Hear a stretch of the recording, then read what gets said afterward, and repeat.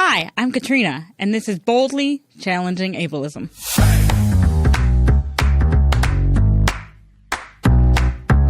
I'm your host, Katrina Simons. I'm the Community Program Specialist at the Institute on Community Integration at the University of Minnesota. This program explores various topics that impact people with disabilities in our community. Each episode addresses a different aspect of our society within the context of ableism. Ableism is the prejudice that stems from the belief or belief system that assumes someone is less capable or less worthy because of a real or perceived difference in ability or function. On this program, we hope to answer some questions you may have been afraid to ask, or maybe some you didn't even know you had. Thanks for joining us. I hope you enjoy the conversation.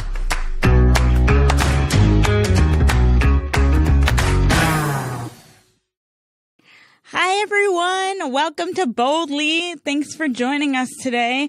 We're going to talk about what a waiver is and long-term supports and services. And I'm so happy to welcome our guest, Kathy Ware, today. Thanks so much for joining us. Kathy, can you tell us a little bit about yourself? Yes.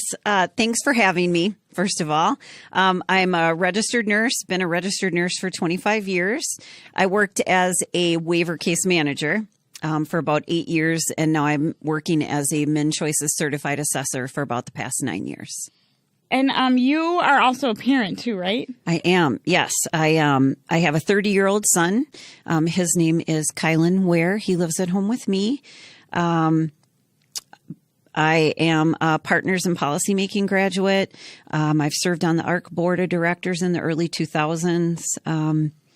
And Kylan has a genetic deletion. It's called MEF2C haploinsufficiency. So he has that gene deletion, and that results in multiple and severe to profound disabilities. Can you walk us through some of Kylan's support needs if you're comfortable with it? Absolutely. So Kylan requires total care. He is dependent 100% in all of his activities of daily living, as well as his instrumental activities of daily living. He has a gastrostomy tube, jejunostomy tube, intractable epilepsy and seizures that have to be monitored and taken care of. And of course, the array of medications and things to keep him healthy and on track. Okay, and can you just, for people who don't know, can you just tell us really quick what IADLs are and ADLs are? Yep. ADLs are activities of daily living: dressing, bathing, grooming, transferring, mobility, positioning. Instrumental activities of daily living are things like preparing meals, transportation, medication administration, any of those tasks. Okay, thank you so much. Can you walk us through what a day might look like for Kylan? Yeah. So, Kylan requires some cares overnight, that I attend to. And then he has a staff that'll get there about 8 o'clock in the morning. We have a ceiling lift at home, get him out of bed. After we, change him, make sure everything is okay, check his skin. Then we start his tube feeding. We hook up a feral bag, administer all of his medications, monitor for seizures. Kylan lives at home with me, and I have a wheelchair adapted Telluride for him. So then him and his staff, once he's up and situated, will try to go do something for the day, whether it's one of his staff took him roller skating in Burnsville last night. And does he roller skate, or does he do it like I did it, where he sits in the chair and the person roller skates behind? He sits in his chair, and his staff, Ashley, loves to roller skate. That was so fun when I was little. And then we would go get the nachos. I don't know if they still have the nachos. They probably still have the nachos. They're really good. And then inevitably somebody would throw up after they roller skated and ate the nachos and roller skated again, because that was, how you did it when you were 9 years old. Right. Yeah. So then he'll do activities and come home. And what kind of activities?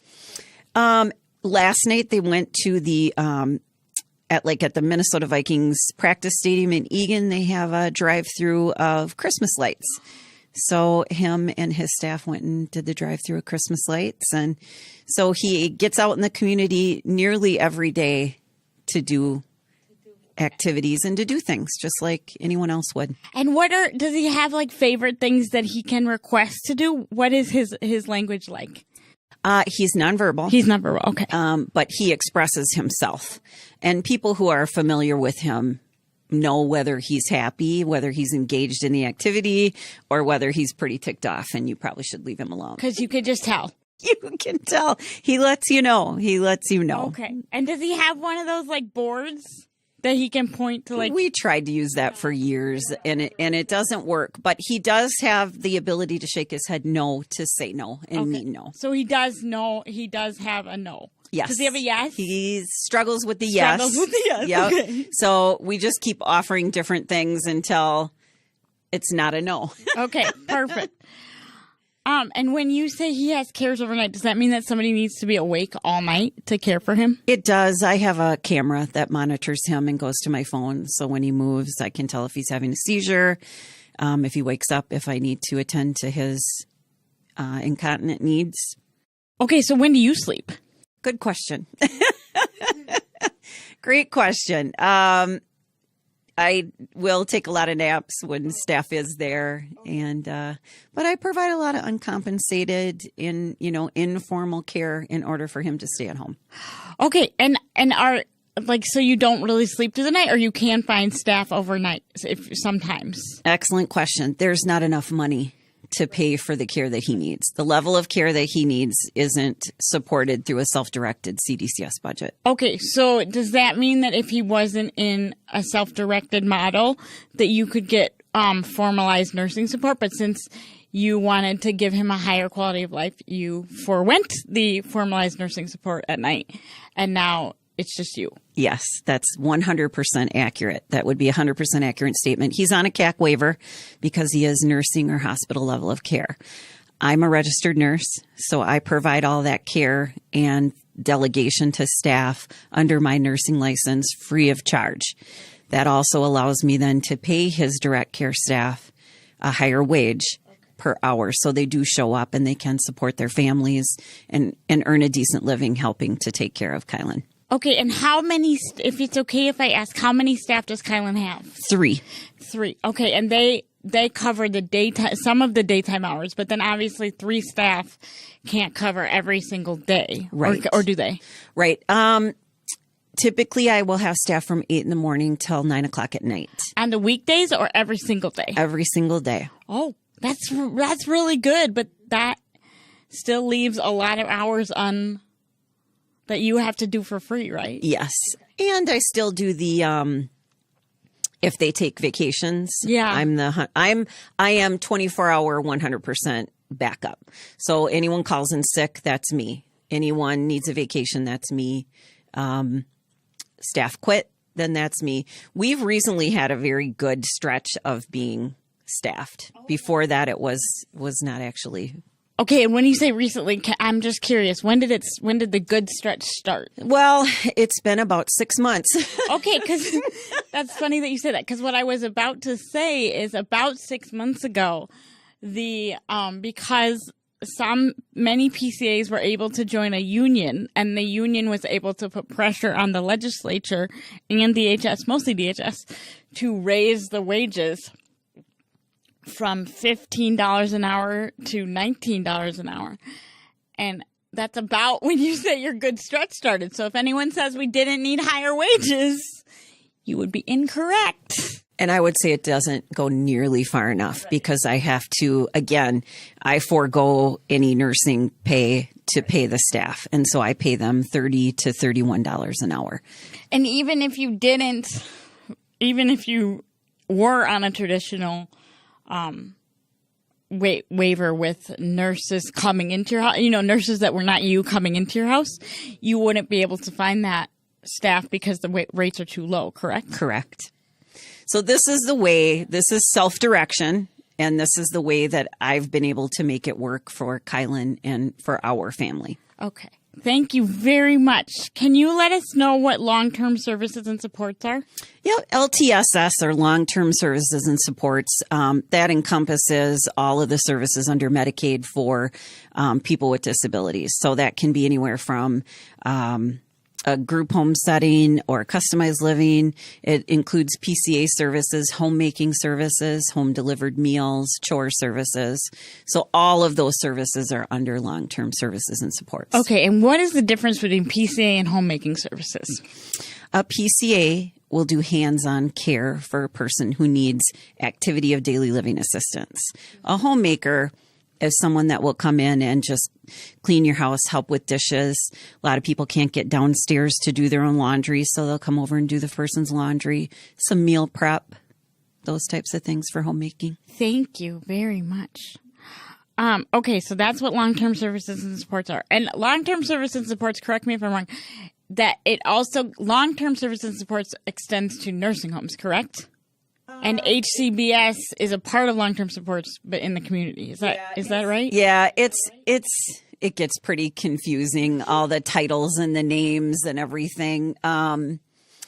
Nursing homes are paid for by Medicare medical assistance or Medicaid.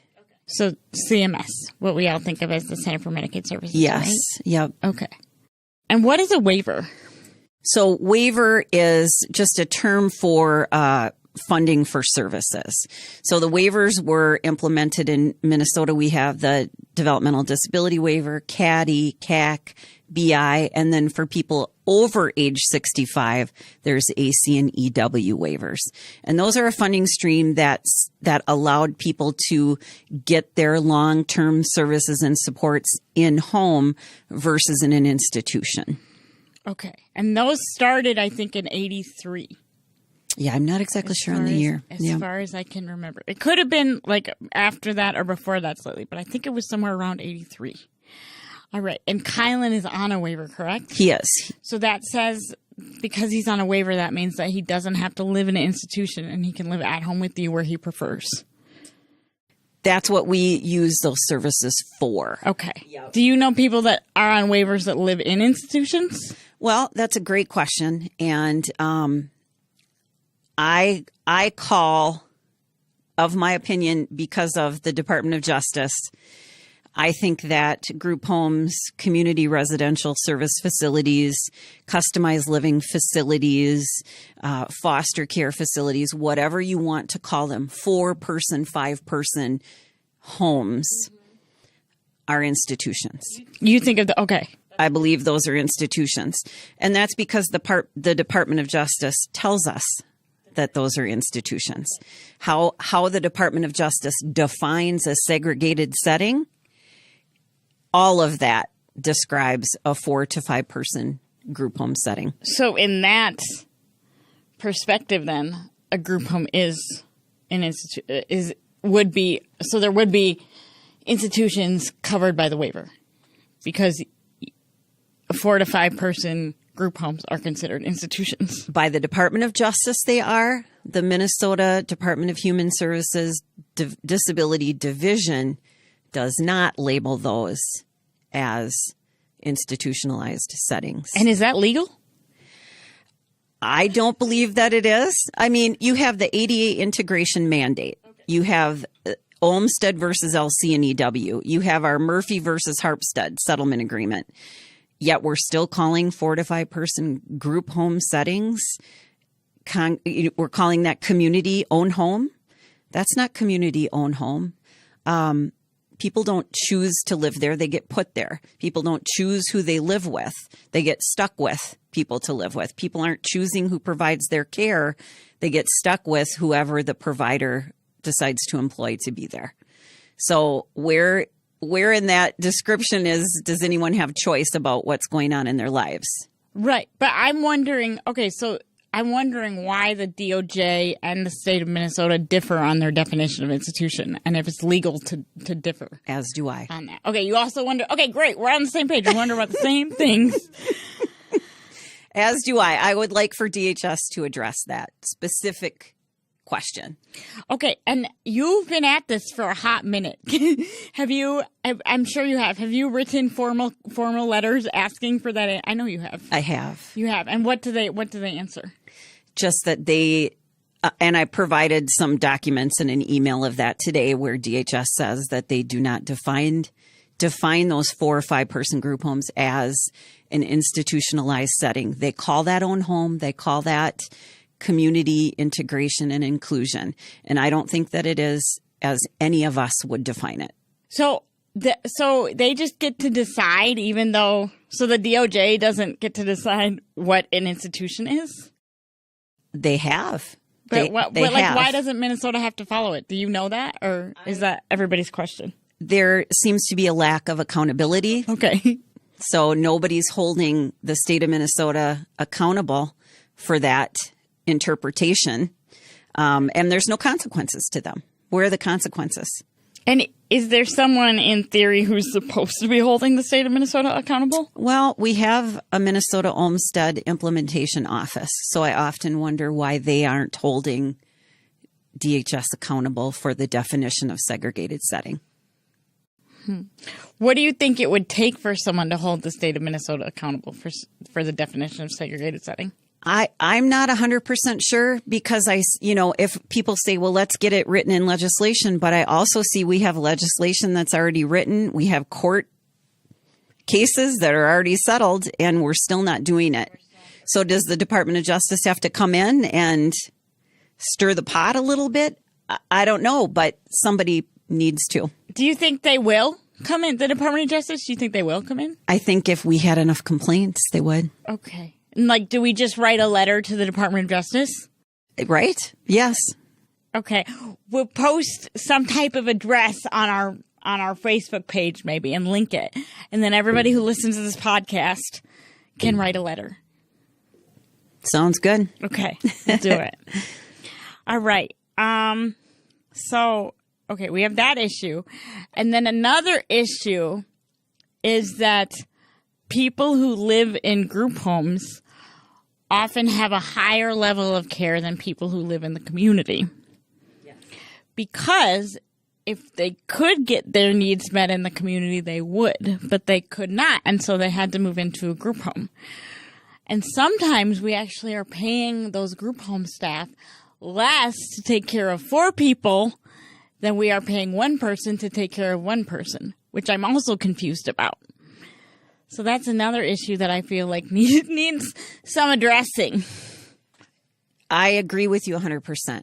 And so I've seen people who have lived in, and I know you have as well, seen people who lived in actually their own apartment with staff coming in assisting them, and they were persons with physical disabilities. Mm-hmm. And then because there's such a staffing failure ratio, when you don't have staff to come take care of you, then you're forced out of your own apartment or your own home, and then you're forced into a segregated 4-person group home. Mm-hmm.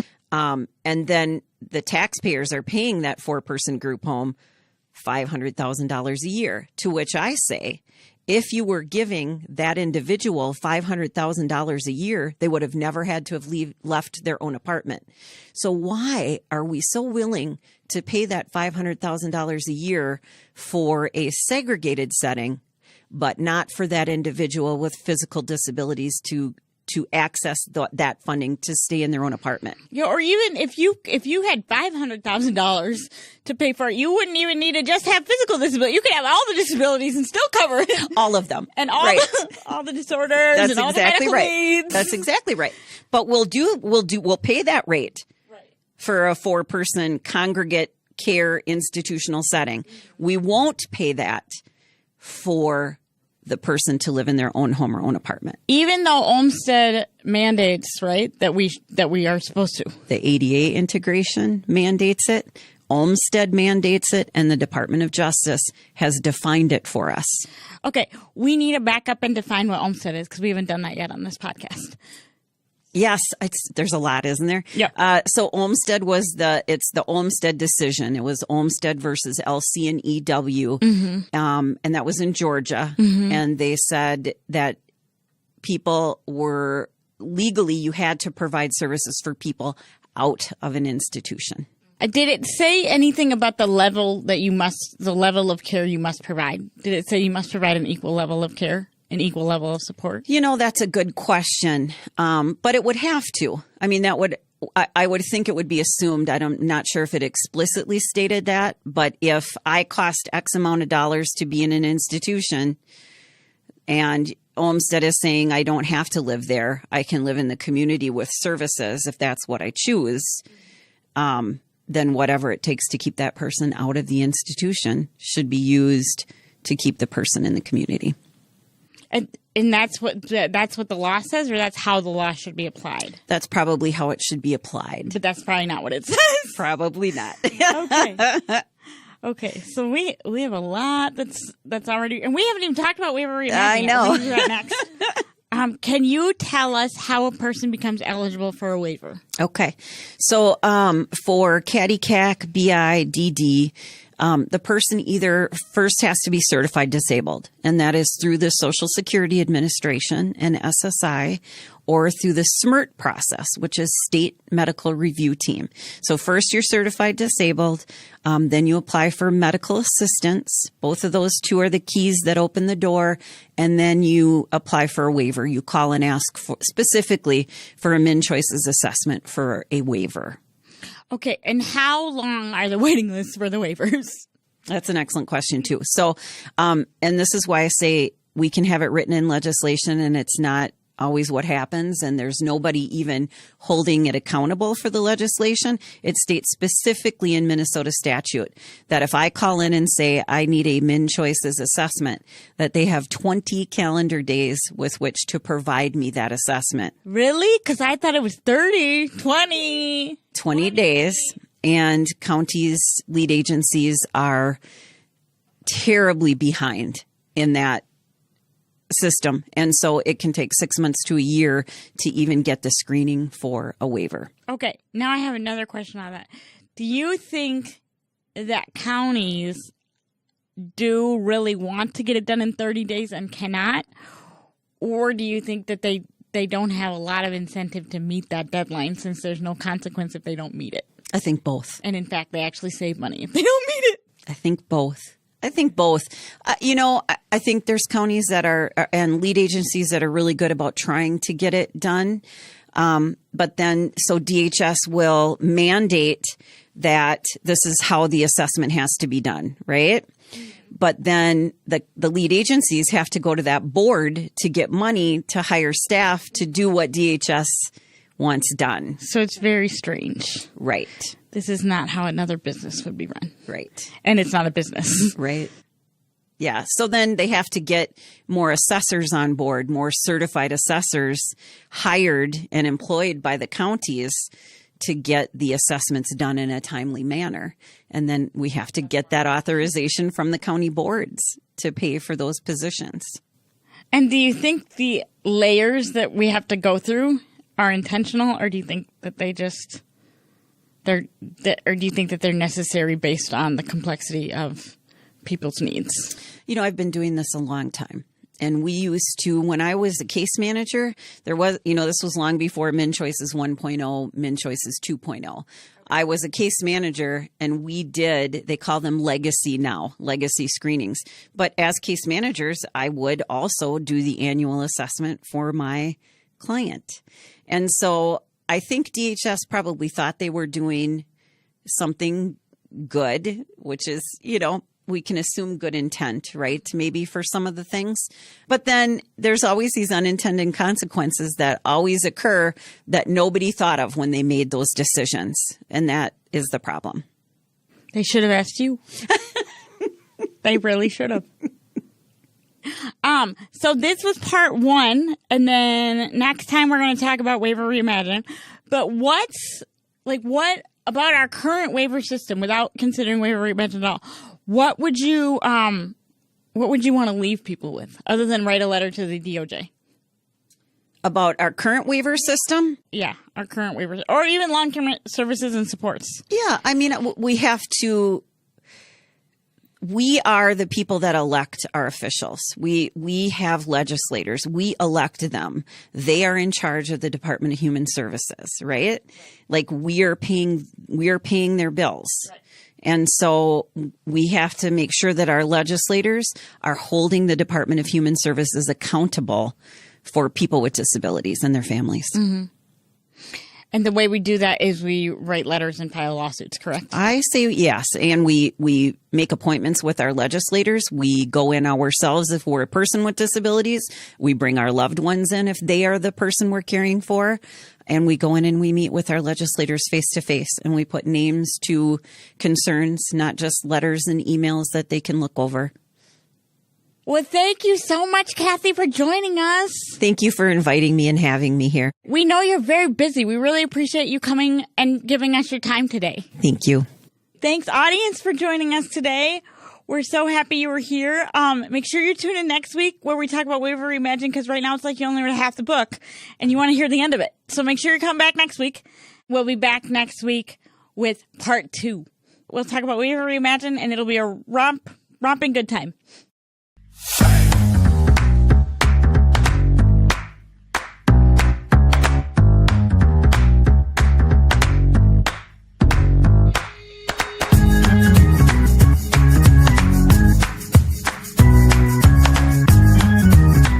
Boldly Challenging Ableism is a co-production of AM 950, the progressive voice of Minnesota, and the Institute on Community Integration at the University of Minnesota. For more information, please visit ici.umn.edu.